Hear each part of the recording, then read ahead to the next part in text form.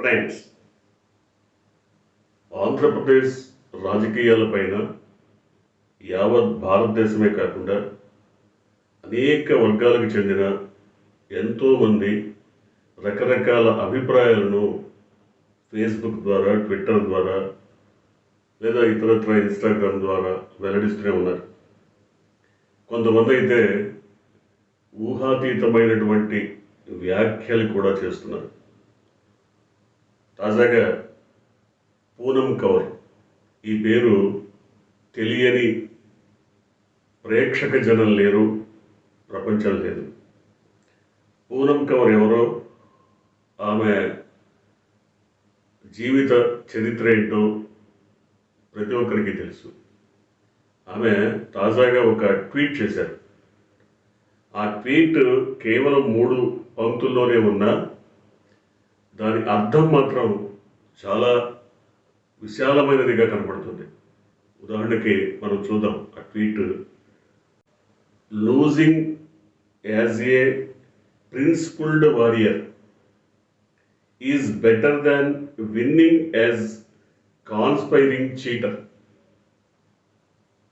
చాలా చాలా కీలకమైనటువంటి అంశం. ఒక యోధుడు ఓడిపోవటం, దాని గురించి వ్యాఖ్యలు వినిపిస్తున్న నేపథ్యంలో ఒక కుట్రదారులు గెలుపు ఒక యోధుడి ఓటమి కన్నా హీనమైనది అని చెప్పినాను. ఇది చాలా చాలా తీవ్రమైనటువంటి అంశం. యోధుడు ఎవరు? ఈ కుట్రదారులు ఎవరు? కుట్ర చేసి గెలిచింది ఎవరు? కుట్రలతో గెలుపు కన్నా యోధుడి ఓటమి చాలా గొప్పది. ఇది ఎందుకని ఈ వ్యాఖ్య చేసింది అంటే, యోధుడు ఎవరో తెలుసు మనకి. అతను ఒక్కడిగా పోరాడాడు, అంతిమం విజయం కోసం తన వంతు ప్రయత్నం చేశాడు. యోధుడిగా ఒక్కడిగా పోరాడాడు. కానీ ఒక మంద కలిసి వీళ్ళందరూ కుట్రలు చేసి, ఆమె కాన్స్పైరింగ్ విన్నింగ్ అండి, అంటే కుట్రలతో జరిగినటువంటి గెలుపు, విజయం, కుట్రలతో సాధ్యమైనటువంటి విజయం. ఏంటి ఆ కుట్రలు?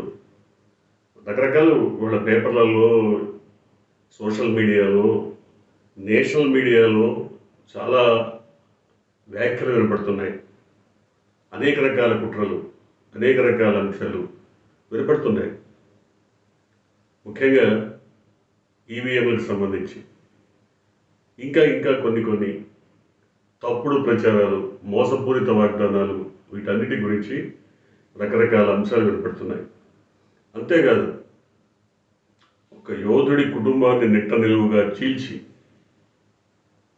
ఆ కుటుంబ సభ్యులనే ఆయన పైకి ప్రయోగించి అబద్ధ ప్రచారాలతో ఆయన పైన రకరకాల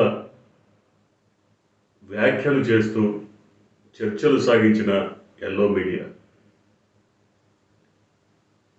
3 పార్టీలు కలిసి ఒంటరిగా పోలేక భయంతో చచ్చిపోయి 3 పార్టీలు కలిసి ముప్పేట దాడి చేయటం, అనుచిత వ్యాఖ్యలు, దుర్భాషలు, నోటికొచ్చిన బూతులు తిట్టడం,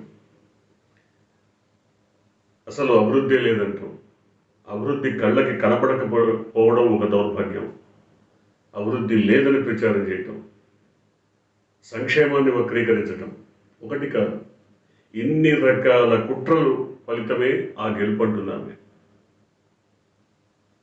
అంటే ఒక యోధుడి ఒంటరి పోరాటం, అది ఓటమి పాలైనప్పటికీ, ఓటమి చవి చూడాల్సిన పరిస్థితి వచ్చినప్పటికీ, ఈ దౌర్భాగ్యపు కుట్రల గెలుపు కంటే అది పవిత్రమైంది అని చెప్తుంది. అంటే అనేక రకాల సమాజంలోని వివిధ వృత్తుల్లో, వ్యాపకాల్లో నిమగ్నమైనటువంటి అందరూ కూడా ఆంధ్రప్రదేశ్ రాజకీయాలని సునిశితంగా పరిశీలిస్తున్నారు, సునిశితంగా దీని మీద వ్యాఖ్యలు చేస్తున్నారు. పూనం కౌర్ ఒక నటి కావచ్చు, కానీ ఆమె ఎంత లోతైన భావంతో ఒక ట్వీట్ చేయటం మాత్రం నిజంగా చెప్పుకోదగ్గ అంశం. ముఖ్యంగా ఒక పూనం కవరే కాదు, దేశ విదేశాల్లో ఉన్న చాలామంది కూడా ఇదే రకమైనటువంటి అభిప్రాయాన్ని వ్యక్తం చేస్తున్నారు. ఒక యోధుడు అన్న మాట ఆమె ఎందుకు వాడిందంటే, నిన్న అసెంబ్లీలో ఒక మంత్రి, డిప్యూటీ ముఖ్యమంత్రి జగన్మోహన్ రెడ్డి పిరికి పందలా వెళ్ళిపోయాడు అని, పిరికివాడుగా సభ నుంచి వెళ్ళిపోయాడు అన్న వ్యాఖ్యకు ఆమె ఇంతటి తీవ్రమైన తన అభిప్రాయాన్ని, లోతైన అభిప్రాయాన్ని క్లుప్తమైన మాటల్లో చెప్పింది. ఆ మంత్రి జగన్మోహన్ రెడ్డిని పిరికివాడుగా వర్ణించడం మీద చాలా విశ్లేషణ చేసినట్టుగానే భావించాలి. జగన్మోహన్ రెడ్డి పిరికివాడైతే మీరు గుంపులు గుంపులుగా కట్టలు కట్టుకొని జగన్మోహన్ రెడ్డి ఓటమే లక్ష్యంగా పనిచేస్తామని ఎందుకు ఇంత కట్టుకట్టాలి? కూటములు ఎందుకు? సింగిల్గా ఫైట్ చేయొచ్చు కదా. సింగిల్గా ఫైట్ చేసే ధైర్యం మీకే కాదు, 40 ఇయర్స్ ఇండస్ట్రీ పెద్ద మనిషికి కూడా ధైర్యం లేదు, బీజేపీకి లేదు, నేషనల్ పార్టీ. మరి ఎవరు ధైర్యవంతులు? దాదాపుగా 15 సంవత్సరాలుగా రాజకీయాల్లో ఆయన ఒంటరి పోరాటమే చేస్తున్నారు. ఎవరి అండదండలు కోరుకోలేదు, ఎవరిని ఏ రాజకీయ పార్టీని అర్థించలేదు సహాయం చేయమని, తన వెంట వచ్చి సహకరించమని కోరలేదు. మొదటి నుంచి కూడా జాతీయ స్థాయిలో రాజకీయాలు నడిపి కాంగ్రెస్ పార్టీ కుట్రలు చేసి అభియోగాలు మోపి 16 నెలలు జైల్లో పెట్టిన మొక్కబోని ధైర్యంతో చెలించకుండా ఆయన ముందుకు సాగాడు. 125 సంవత్సరాల చరిత్ర గల కాంగ్రెస్ పార్టీని ధిక్కరించి బయటకు వచ్చి సొంతగా పార్టీ పెట్టుకున్నాడు. ఆయన పార్టీ పెట్టుకున్న రోజున ఆయన ఒక్కడే. కానీ ఇవాళ ఆంధ్రప్రదేశ్లో ఆయన ఒక అపారమైనటువంటి సైన్యం ఉంది. 1,35,00,000 మంది ఓటర్లు ఉన్నారు. ఇది జగమెరిగిన సత్యం. ఎవరు పిరికివాడు? పిరికితనం ఎవరిలో ఉంది? 2 చోట్ల ఘోరమైన ఓటమిని పొందిన తర్వాత జైల్లో పరామర్శకెళ్ళి నేను మీతోనే కలుస్తాను లేకపోతే నేను ఓడిపోతానని బాధగా జాలిగా అర్థించింది ఎవరు? జైల్లో ఉన్న ఒక నాయకుడిని పరామర్శించడానికి వెళ్ళి అర్ధాంతరంగా ఏకపక్షంగా నేను నీతో కలిస్తే తప్ప గత్యంతరం లేదని చెప్పి వచ్చింది ఎవరు? ఆయన కూడా నువ్వు తప్ప దిక్కులేదు నాకని అర్థించింది, సహాయం కోరింది, సహకరించమని అభ్యర్థించింది నిజం కాదా?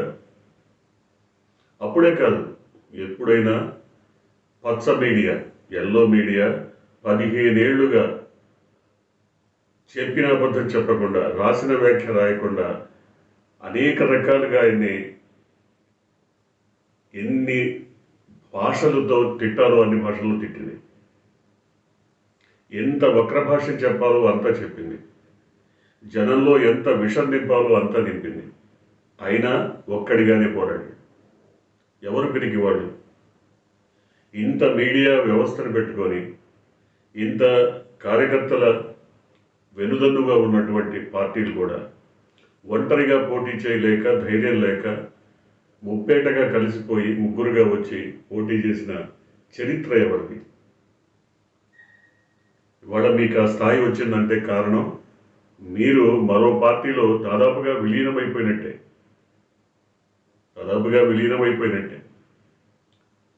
విలీనం కాదని మీరు చెప్తారు, కానీ విలీనం అయిపోయినట్టే. జనాలందరికీ తెలుసది. సో ఎవరి కాళ్ళలో పట్టుకొని బతిమిలాడి ముష్టేసిన 3 సీట్లతో గెలిచి పదవి దక్కించుకున్నటువంటి మీరే అలా మాట్లాడితే, ఒంటరిగా ఒక్కడిగా ఇన్ని రకాల సమస్యల్ని, ఒక పక్క సిబిఐ కేసులు, మరో పక్క ఎల్లో మీడియా ప్రాపకాండ, మరో పక్క చంద్రబాబు కుట్రలు, మీరు చేసే వ్యాఖ్యలు, ఇవన్నింటినీ కుటుంబాలను చీల్చటం, ఆయన కుటుంబ సభ్యుల్ని ఆయనపైకి ఎగదోయటం, ఇన్ని అంశాలను ఒక్కడిగా ఒక్కడిగా ఛేదిస్తూ ముందుకు సాగుతున్నటువంటి వ్యక్తి ధైర్యవంతుడా మీరా? ఎవరు ధైర్యవంతుడు? 2014లో దాదాపు 67 మందిని గెలిపించుకుంటే సిగ్గు ఎగ్గు లేని వదిలేసినటువంటి ఒక రాజకీయ నాయకుడు అందులో 23 మందిని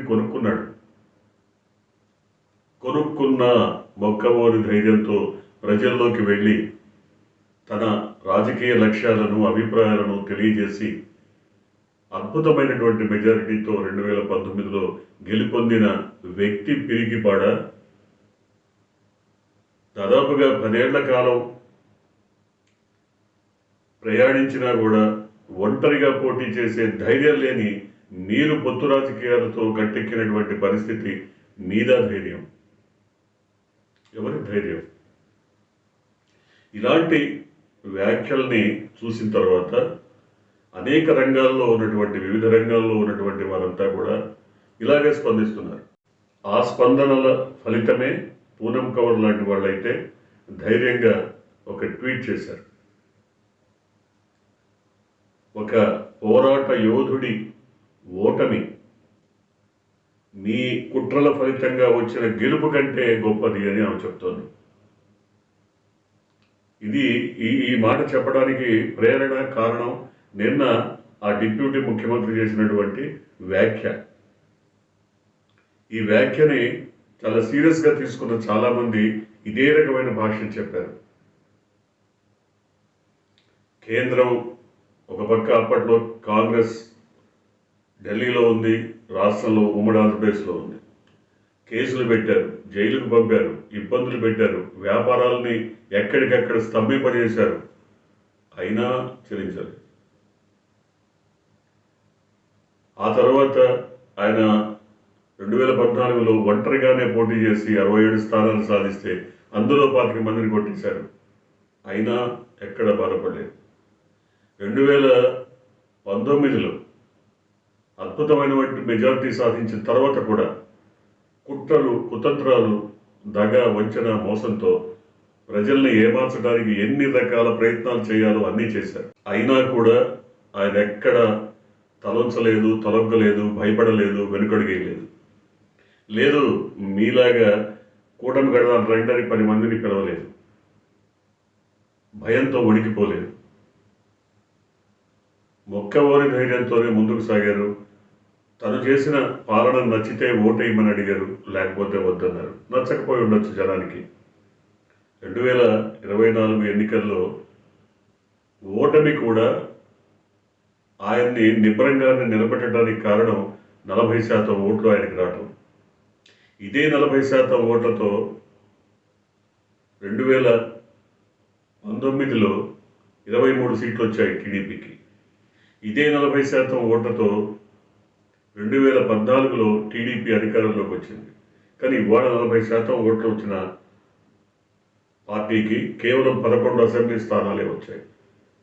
7 కూడా లేదు, 6.5% ఓట్లు వచ్చిన మీ పార్టీకి 21 స్థానాలు వచ్చాయి.